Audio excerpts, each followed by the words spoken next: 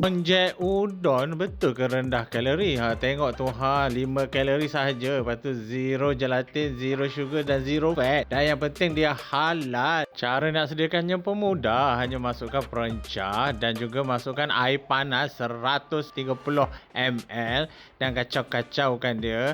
And then kemudian masukkan mi udon, rebus selama lebih kurang 6 minit.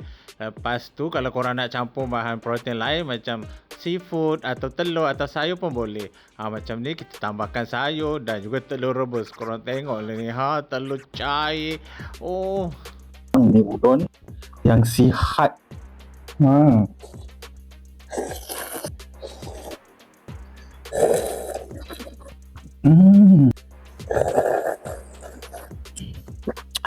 Makan dengan sedap tapi sihat.